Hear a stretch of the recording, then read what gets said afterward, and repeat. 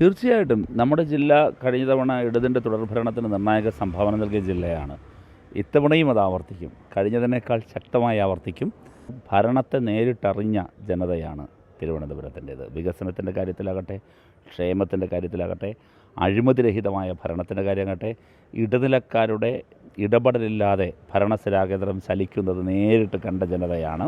പറയുന്ന 10 പേരും ആ വേറിട്ടൊരാളല്ല, രാഷ്ട്രീയത്തിനതീതമായി ആ മണ്ഡലങ്ങളിലെ എല്ലാ വിഭാഗം ജനങ്ങൾക്കും സ്വീകാര്യരായ ആളുകളാണ്.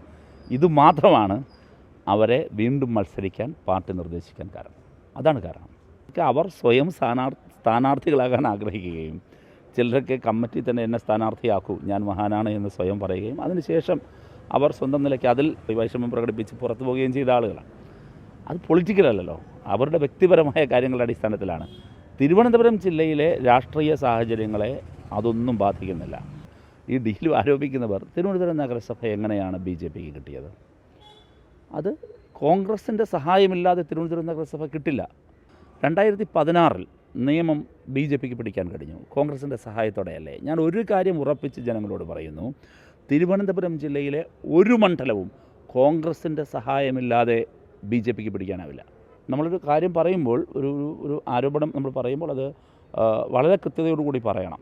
തീർച്ചയായിട്ടും അത് വരും ദിവസങ്ങളിൽ ഞങ്ങളത് സംബന്ധിച്ച് ചില സൂചനകൾ വളരെ വ്യക്തമായി വരുന്നുണ്ട്. അത് വരുന്ന മുറയ്ക്ക് അത് കൂടുതൽ ശരിയായി പറയേണ്ട സമയത്ത് പറയും.